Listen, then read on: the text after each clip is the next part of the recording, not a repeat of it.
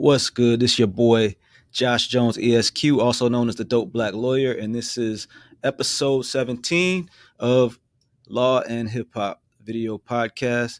So we got a lot to get into today. I don't want to hold you, but I just want to say welcome, and I want you to let us know where you're watching live from. So uh, as always, I'm live from the 305. Today we got started at 305. We do this every Thursday at 3 o'clock. We're going to talk about a lot. We're going to go through a list of rappers and entertainers who've been charged and or sentenced to crimes. And the whole point of the show is so that we can bring you legal information relevant to the culture so that you can learn from what's going on so that you can either not make the same mistakes or also do the same types of things that other people are doing to level up their lives for their families and for their legacies as well. So we're going to get right into it. And we talk about leveling up. You can't really level up more than this brother right here, Tyler Perry. Started from the bottom, and now he is gone from doing plays in his stage plays and selling the tapes out of his trunk, dressing up like Madea for years and years. And he has been able to go from doing that to now he is buying BET, where he currently already owns 25%, but now he's getting a majority stake. So he's the first African American to acquire two TV networks. So you're going to continue to be able to catch Sisters and Bruh and whatever other shows Tyler Perry has that he's writing for himself. So Black Entertainment TV is black again. So congratulations and salute to that billionaire brother, Tyler Perry. Hopefully we can get some great content over there at BET. And as I talked about, we're going to do a rap sheet review. Hopefully we don't end up in the same situation as what's going on, and hopefully we get to the bottom of what exactly is going on. So R&B singer Jacquees over the weekend in Atlanta, he was in a mall, and he was kind of going crazy. They said he was drunk and fighting with the security, and they called the police, and they say he choked and bit a female mall employee on her hand. So he tried to leave. When he got to his Ferrari, the police found him and subdued him, sounds like with a stun gun, as he tried to leave in the Rari. So he had a performance later that night, and apparently he had black eye from where the police did what the police do when they're arresting somebody, use a little bit of excessive force. So he was released on a $40 bond after the arrest, and we'll see what happens with that. Biting a woman on her hand, without her permission is not okay, Jacquees. So that's true. You need to tighten up. Also in Georgia, Quando Rondo was charged with violating the Street Gang Terrorism and Prevention Act, 2 counts of conspiracy, and the Georgia Controlled Substance Act, and illegal use of a communication facility. So they just make up these charges when they want to get you. But according to the indictment, Quando Rondo is a part of the Rolling 60s gang and is accused of making members of the gang provide him with guns and selling marijuana and Macon. So he's also accused of buying hydrocodone pills in Savannah. So he's been granted a $100K bond by the judge, and he surrendered his passports, and he's told to not have any contact with any of the co-defendants, and he must attend all of his pretrial hearings. So, which is what has gotten Kodak Black also in trouble. He's already out for pretrial release related to oxycodone charges from last July. So July 2022, the police said they found 31 pills in his car. So because of this, he's supposed to check in and do urine tests periodically, and he missed one of those dates. So his lawyer argued for him to stay out on bond, but they increased the bond from $75K to $250K. So that's what's going on with Kodak. As a lot of y'all know, Yak was already pardoned one time by former President Donald Trump, who probably gonna need a pardon himself because of some of the crazy wild things he's gotten himself into. But in the big scheme of things, it's not that serious of an offense before someone who's already been convicted of a felony. Anything can send you back to prison for a long time. So Charleston White, I couldn't really get my hand on what this brother does, but I think he's a comedian. He does do stand up. He does tell somewhat serious and aggressive jokes on YouTube. But recently, they call him a rapper, Brick Baby. You may have seen him. He just does commentary on all types of things. I don't, he's had a couple of songs throughout the years, but it's kind of like a YouTube personality, I guess, at this point. But he's saying that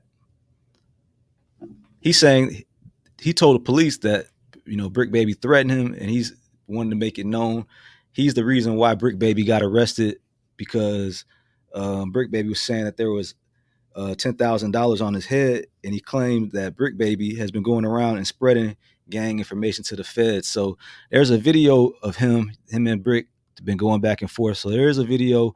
I'm gonna go ahead and I'm gonna play for you so you can kind of see what's going on between these two. It is a little bit wild. So let me go ahead and pull this up for you right now.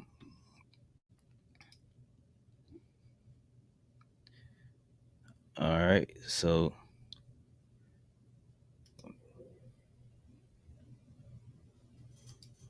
put the feds on Brick Baby. I keep telling y'all didn't think I'd be playing. When Brick Baby what's he eating? Went to Houston and was playing on the internet and put that $10,000 stack on his head and indirectly said, hey, I got some money on Charleston head. And he continued to act like he was pursuing me. I made a federal report, nigga. First, I called Houston and made the report to Houston, but I did this through my law enforcement friend. So, not only that, we filed a report with the feds in LA, along with the LA County Police. I swear to God. I'm telling you the honest to God truth. This is what I did. So as a self-proclaimed gang leader, a gang member who has ties to one of the most notorious gangs in this state, in this country, he's now going around telling all the gang information. They see the feds see he got a loose lip, so he may give up some information. So I swear to God, I told y'all all I wanted was a badge. I got a badge now. I don't know. I got a badge. I got a whole motherfucking uniform. So they've been playing for a while. This is. They've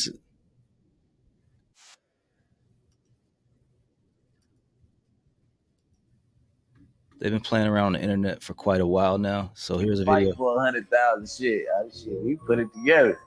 Yeah, wait. I've been seeing him getting ready for a boxing match. I don't know who he's fighting. That's me. Shit! He said that he want to fight me for 100,000.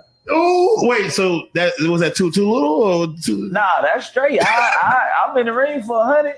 These niggas think that they wanted me to fight some other people. They had $1,000 budget, $500. I said, man, fuck. Nigga, I gotta pay a trainer and all that. I've been smoking and drinking, nigga, fucking and shit, nigga. I gotta get back together before I hop in the ring. You know what I'm saying? But yeah. If you hopped in that ring, would you execute the tiny low dip? I think that's what the people want to know. Well, him being a shorter person, I don't think the tiny low dip gonna work on him. I'm gonna just go ahead on that blind side, get the beating on that. So there you go. These brothers been going back and forth. So it seemed like it was playful. Seemed like somehow it escalated. And hopefully they could go back to talking about getting in the ring. If you want to squabble, that's cool. But, we don't want nobody to get no hits put out on their head. We don't want anybody doing time for anything silly. So, that's the Rap Sheet review. Oh, we got a breaking news from yesterday. Casanova, Brooklyn rapper, was sentenced to 188 months for being basically same thing, man, with this RICO. When they want you, they're going to get you. So you really need to chill. But essentially, he got caught with the RICO, and we probably need to do a whole special about what the RICO really is, because ever since Thug, a lot of people have been talking about the RICO, and I don't know if they really understand what it is. But he also was charged with conspiracy to distribute over 100 kilos of marijuana and some other violent crimes. So the judge said that he is a high-profile leader of the vicious street gang, Untouchable Gorilla Stone Nation, and wanted to make a point. So there's 12 other people who've already been sentenced. 5 pled guilty, maybe gave up some information. We don't know as of this point in time. But his girlfriend has stated that Swaggy Jazzy 2X, I love you, baby. We gonna walk that shit down. You know, she said it like he got 364 days in the county jail. 188 months is a long time. So she's saying she gonna stay with him. She's saying she's gonna hold him down. She's saying all of that. So I want to know, what would you do? You gonna stay together, or you gonna have a change of heart? You know, so I don't know if I could do 188 months with my wife. I'm telling you that right now. She might be on her own, but I would probably send her like a direct deposit or something through the JPay on a regular basis. But I don't know if I could stay with her. I don't think she'll stay with me either. So I don't know, you know. But if you would do it, you realer than me. So on to the next story. Let us know. So Sean P. Diddy Love Combs.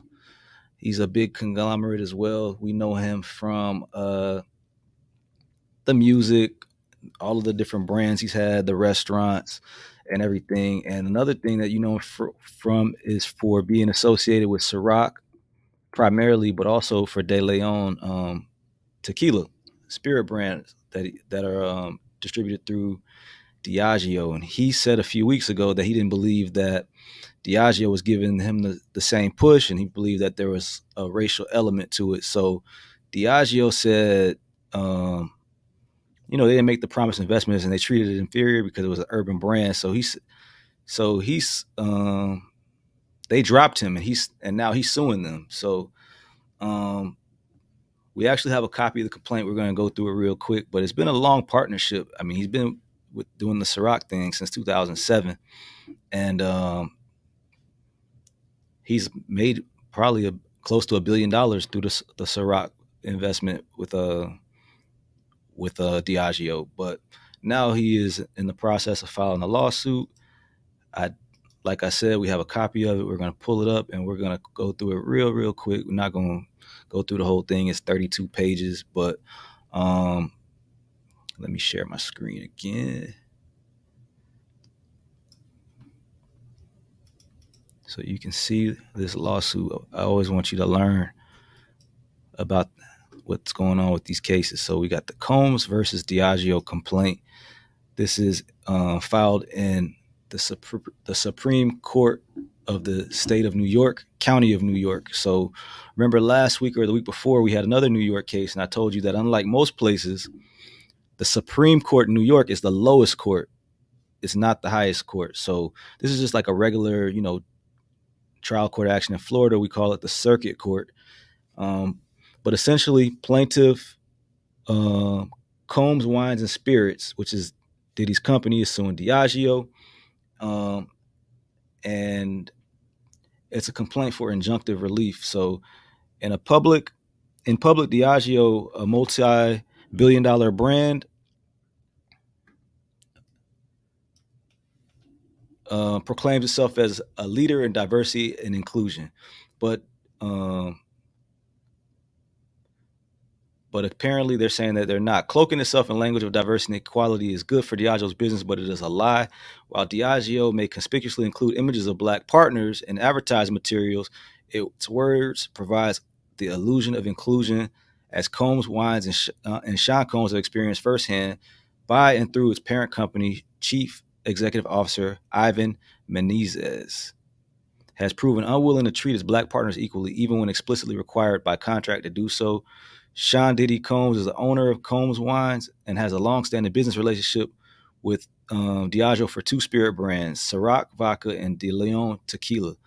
Based on false promises about investing in the diverse-owned and diverse-backed brands, Mr. Combs has put the full force of his marketing, business, and personal resources into Diageo's partnership.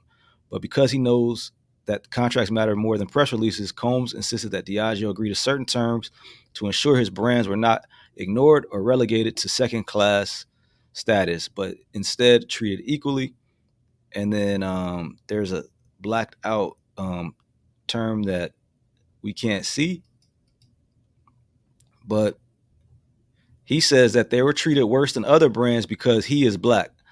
Has typecasted Ciroc and DeLeon, apparently deciding they are black brands. They should be targeted to only urban consumers. They're saying that they even acknowledged through one of their presidents that the company's racist undertones, telling Combs that Diageo leadership resented him for making so much money. He also admitted that Combs' race was part of the reason Diageo limited the neighborhoods where the Combs brands were distributed.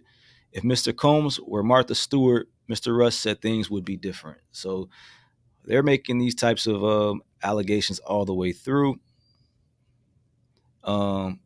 With regard to De Leon, which never really caught on, I don't think, the way that they would have wanted to, like Ciroc, Diageo cannot even reasonably dispute that De Leon has been treated less favorably than brands like Casamigos or Don Julio. Instead, Diageo claims that it is required only to provide De Leon proportionately equal treatment, but it was Diageo that kneecapped De Leon's sales growth for nearly a decade, and now says that because De Leon has not yet reached the same sales levels as the competing brands, that Diageo need not provide it with the same scale support. So basically, I mean, it's a situation where you go into a partnership with someone and they kind of have the upper hand on you, and then they don't do things that would help to further the brand, but then say, well, now we're not going to help you even more because the brand is not doing well. But what came first, the chicken or the egg? So I'm going to go back into it. Unfortunately, this is not the first time Diageo has had to answer for its unequal treatment of black partners. Through the present lawsuit, Combs Wine seeks to finally put an end to Diageo's long-standing misconduct. So they want Diageo to be ordered by a court to give Combs Wines the same treatment it gives its other successful tequila brands. They're not asking for money, per se. They're not, asking. They're asking for the court to make them do what the contract that they have essentially says. So they've got terms from they got terms talking about what the contracts say. They're blacking out certain things. So they said Ciroc had grown 3,000%. 3,000. Well, let's start here. Mr. Combs' impact is proven by the numbers. In 2007, Ciroc sold only about 75,000 cases per year. And just 2 years after Mr. Combs began promoting Ciroc, annual sales grew to about 400,000 cases. And by 2014, Ciroc had grown by over 3,000% to approximately 2.6 million cases sold per year.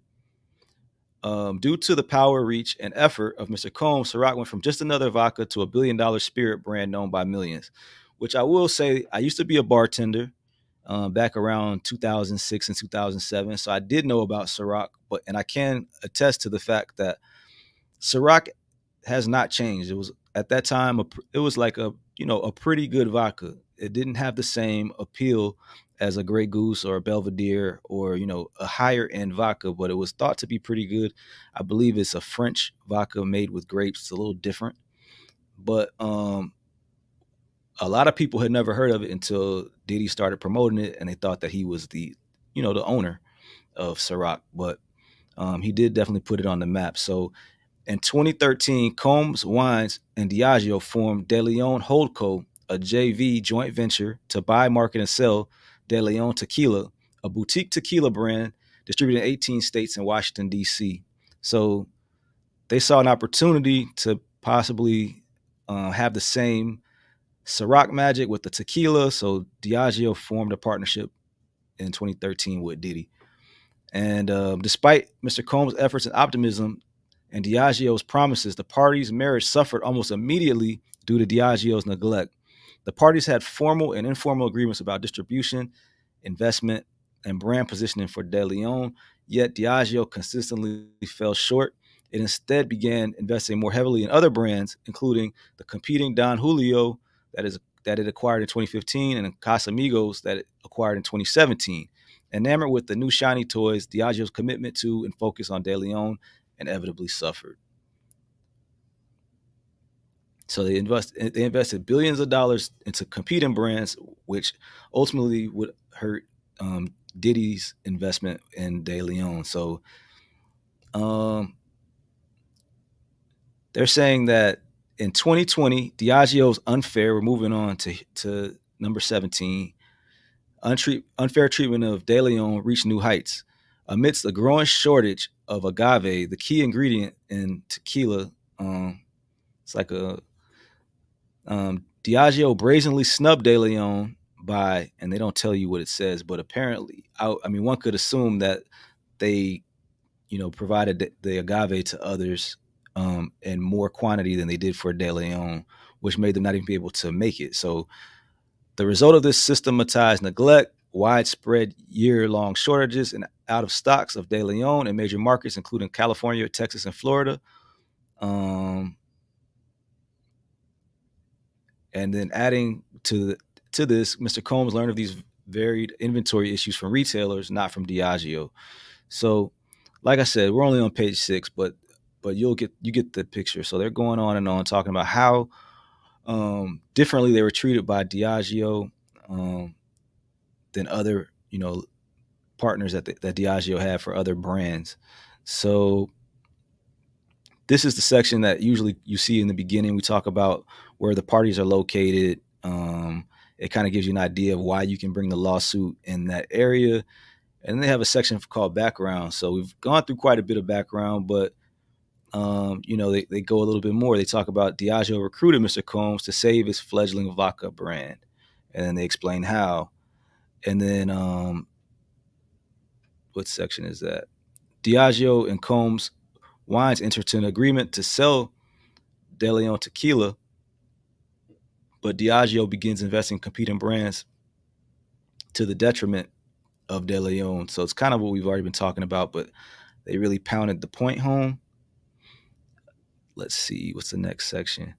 Diageo again breaks his promises to Combs Wines regarding the agave plants. We talked about that. Combs Wines tries one last time to resolve the parties' disagreement. So this section is almost all blacked out, but starting in late 2021, they say they tried to resolve it. And then despite its promises, Diageo's vastly inferior treatment of De Leon continues. So Diageo's latest promise had fallen flat. Diageo did nothing to change the unequal positioning of De Leon. Therefore, Combs Wines and Mr. Combs' marketing efforts cannot find De Leon in many stores, so it's not even available. Throughout 2022 and 2023, Mr. Combs has repeatedly urged Diageo leadership to take action and to repair damage already caused, to prevent further damages to the De Leon brand, and to fix Diageo's corporate culture and lack of diversity. So they have examples here that we can't see of their lack of diversity. He talked to the CEO. They had mismanagement that continued. So they're just giving a really big play-by-play of everything that happened. They're showing examples of where you cannot find the De Leon. And obviously this affects their sales. It affects the money that they're making. So it's not a little deal. Diageo's online brand portfolio also prominently features photos of Don Julio and Casamigos, describing Don Julio as the world's first luxury tequila and Casamigos as small batch, ultra premium tequila made from the finest hand-selected 100% Blue Weber agaves. So they're really promoting these other brands ahead of De Leon. So now what do they want? They want injunctive relief to enforce Article 9 of the third JV agreement. All of this is blacked out, but they want the judge to say that they have to abide by the agreement that they set forth in the beginning, and even apparently revised because this is the third joint venture agreement. So they're requesting injunctive relief, judgment in favor of Combs Wines on its claim, available costs, available fees, and all other relief as the court finds appropriate. This was filed May 31st, 2023, but we're just now getting the ability to see it. We got a copy of it as well. So it's signed by Moez M. Kaba, John C. Houston, who's the first name partner of Houston Hennigan, the firm, and then also Mariah N. Rivera. which leads us to our DBL Dope Black Lawyer of the Week. So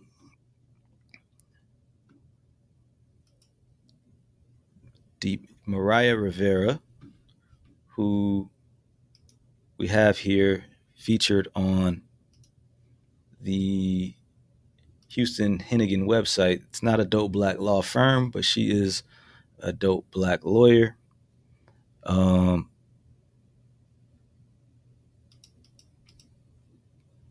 So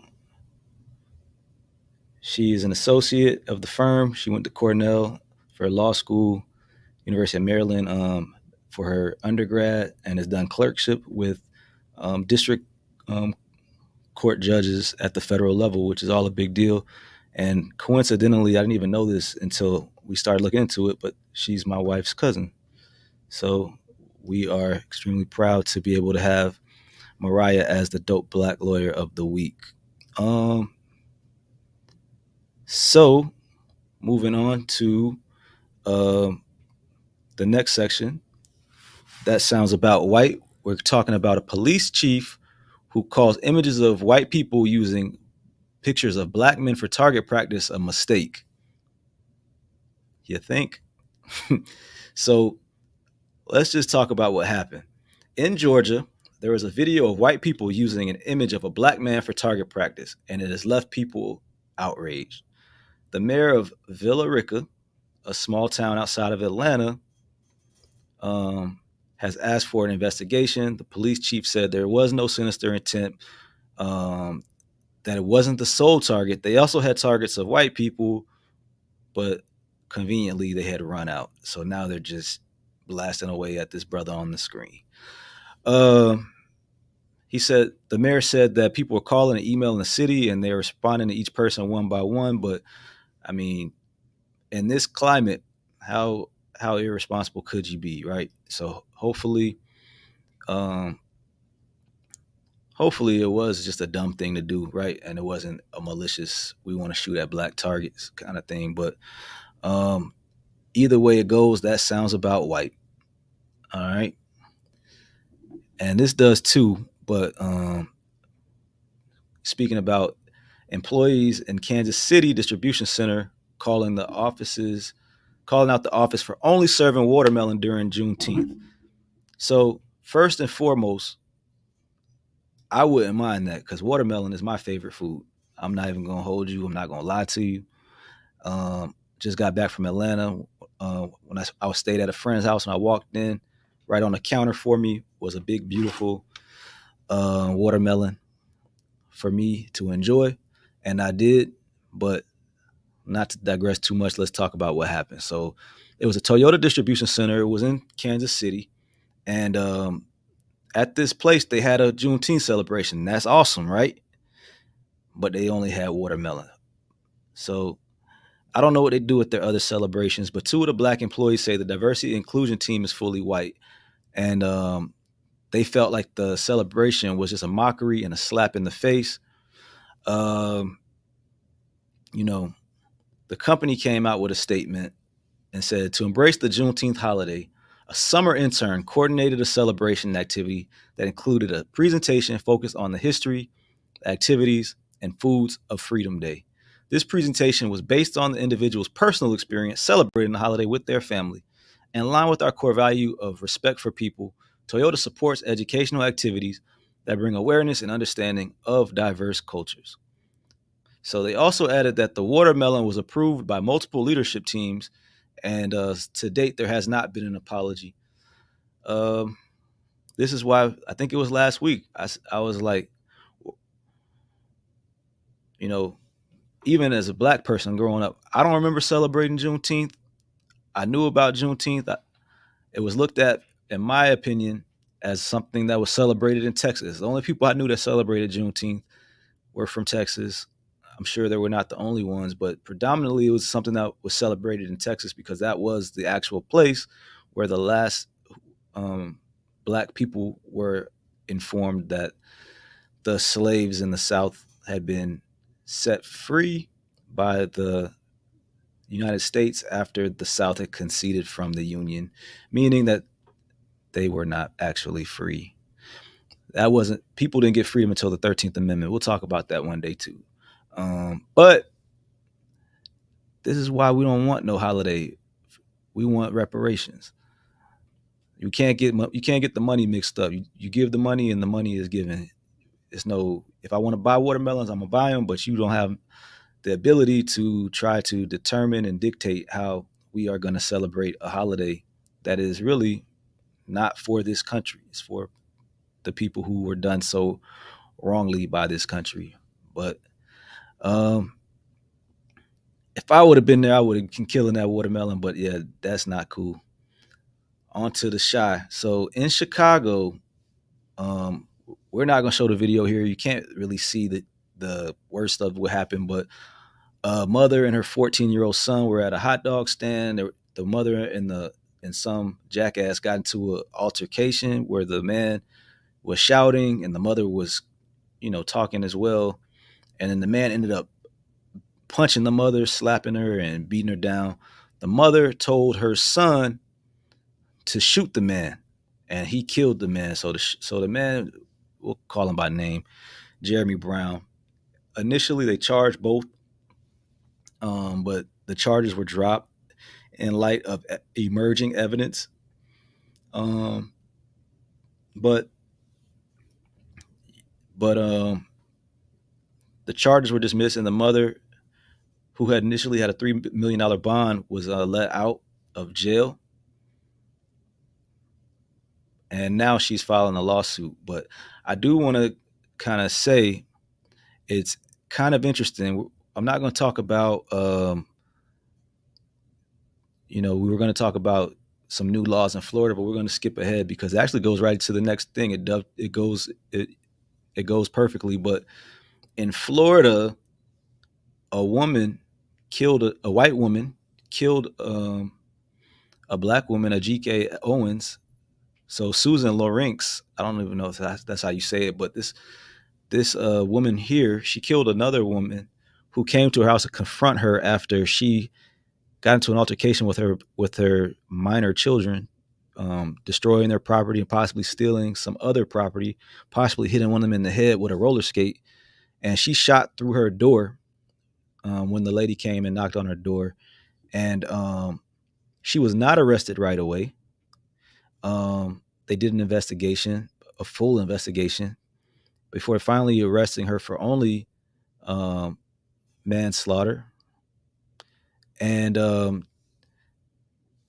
there was no apology after the fact saying, "Oh, we didn't have sufficient evidence." They just went ahead and did it. So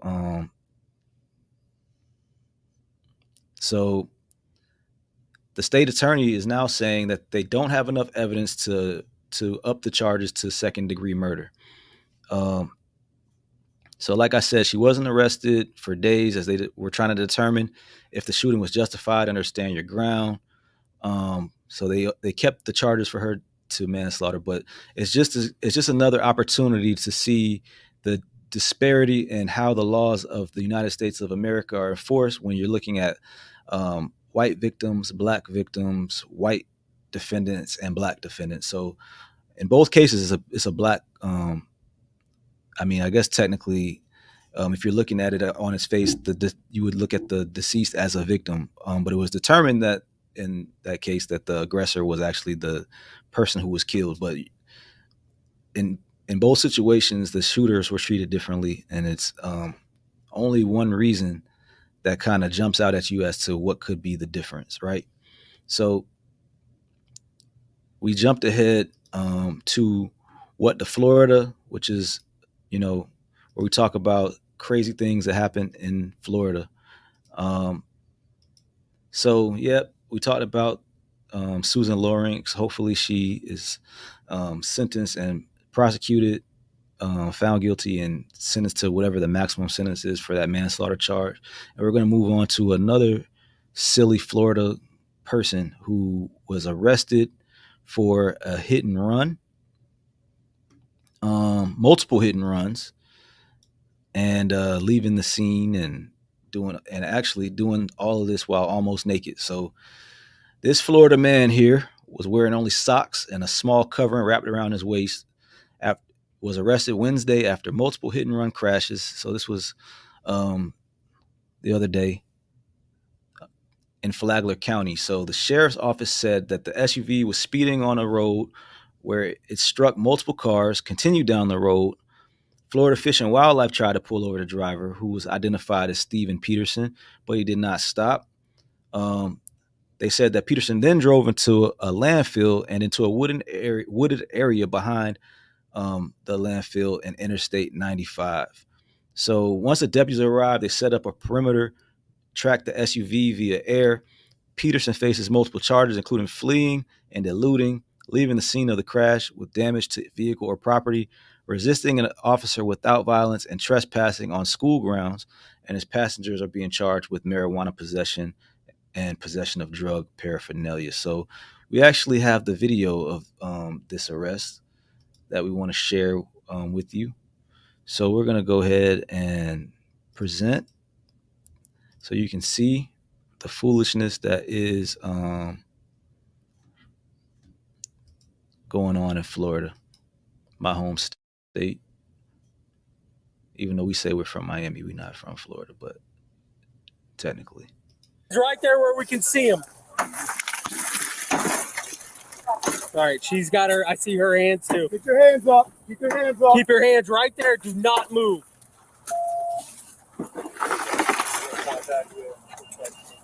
What is all that crap?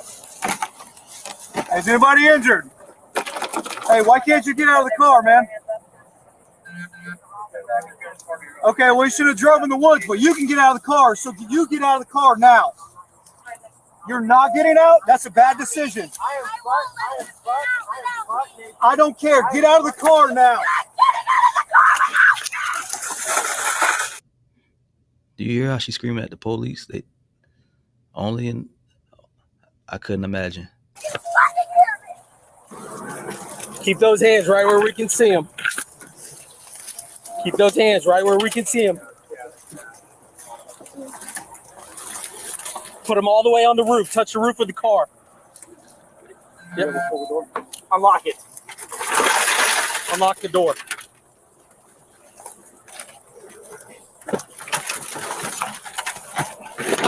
How about, man? Let's go. Find out right now.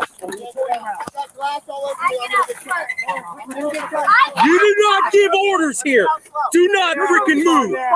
I'm not letting. I want to get out of the car. I want to get out. Dude, you stay right there. Do not move. Stay right there. What are you doing? Now she's supposed to get tased. She wilding. She trying to tell the police how to do what they're doing.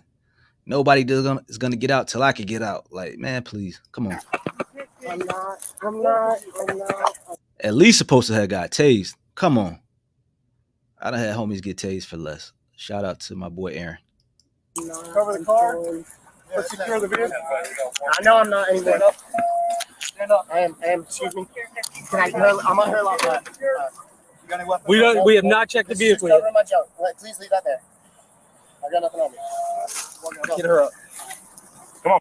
People hold to and do change when they get them cuffs on them. though. Hey man, just an everyday citizen trying to my best to make it in America. Come on, man. Look at this cop tatted up. Tatted up. Where else changed so much? I think that's kind of cool. Stand you up. Ready? Let me just stand right here. I'm standing right here to protect myself. Do not move me. Please do not move me. Come on, stand up.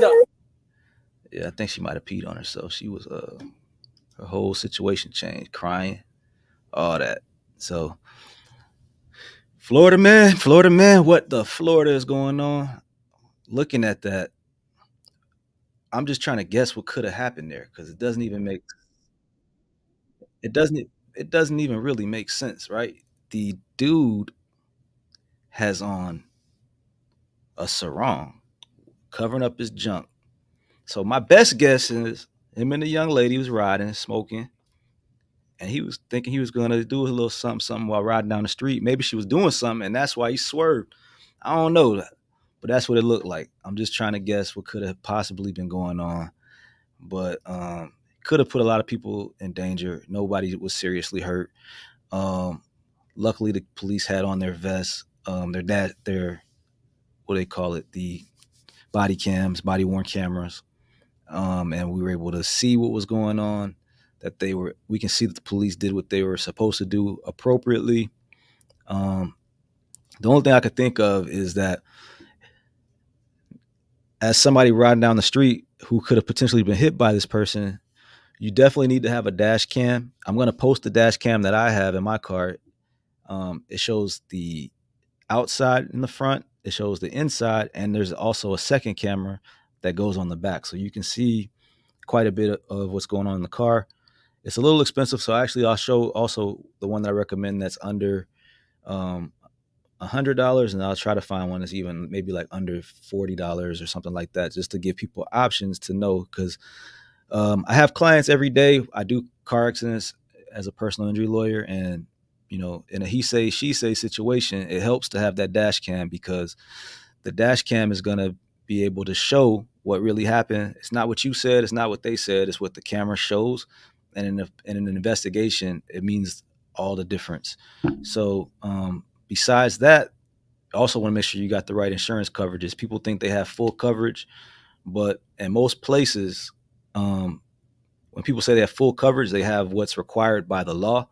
They don't actually have everything. So you want to check with your insurance agent and make sure you have what's called UIM/UM, which is underinsured motorist / uninsured motorist. So if you get in an accident, or I like to call it a crash, but most people say accident, but if you get in a crash with someone who either has no insurance or doesn't have enough insurance to fully compensate you for what happened to you, to pay for the damages that you suffered, you have your own policy that's going to take care of you and the people who are riding in your vehicle. So it's very important that you make sure you have these coverages. So for today, we've talked about a lot of different things. I just want to do a quick recap. So we usually do the recap a little earlier, but Tyler Perry, shout out to that brother.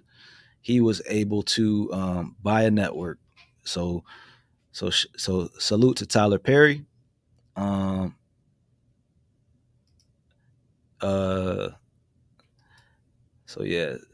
salute Tyler. So also arrested and or sentenced this week, we had Jacquees, Quando Rondo, and Kodak Black, and Brick Baby, who were all arrested for different charges.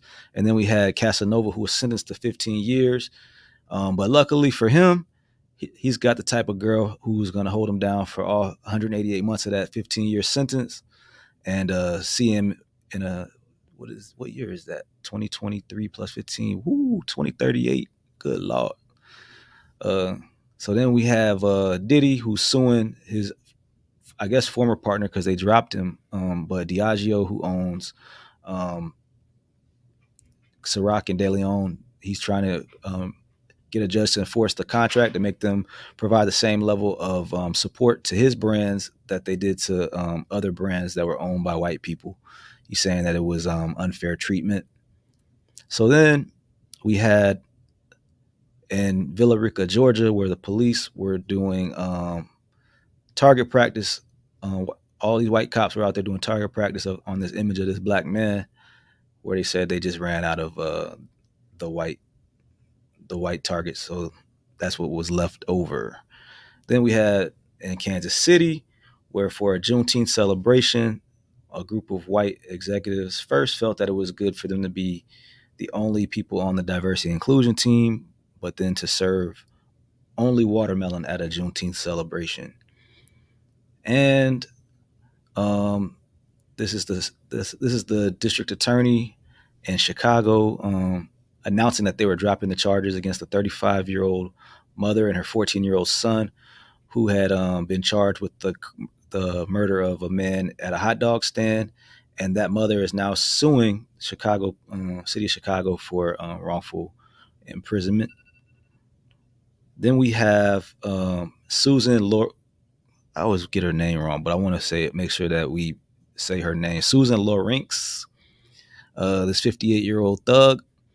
She is not going to have her charges upgraded to murder. They say they just don't have sufficient evidence. In the same vein, we were talking about dash cams. if you're going to confront anybody, make sure you have your camera out. So I mean, hopefully that will deter them from actually doing anything to you. But if it doesn't, it will capture what happened on camera, so that the person who does it can be, prosecuted to the fullest extent, which is not going to happen in this case because there's no proof to show that the charges should be enhanced. And last but not least, we have this crazy story about Steven Peterson, who may or may not have been having some type of relations while involved in several hit and runs, leading the cops into the woods. So those are the stories we covered today. But we want to know the stories that you want to hear about. We want to know what's going on that got your attention, what questions you have. So if there's anything that's going on, whether you want to know about the child support, is somebody gonna have to pay that high child support? Is it gonna be somebody getting deported? Whatever it is, I don't know. But there's so many different types of legal cases. But we want to make this show for y'all, so we want to make sure that we get you the information that you want and that you need. If you need a dope black lawyer, obviously I'm not the only one. We have a whole network full of dope black lawyers all across the country who we work with, and we can get you referred over to those lawyers. So you can find us. You can send us a message in the comments on YouTube. You can send us a DM on Instagram or Twitter. You can reach out to us. But we're Dope Black Lawyer on all platforms. So wherever it is that you like to consume content, we're going to be there, and we're going to want to answer your questions. We made it to the end of another show.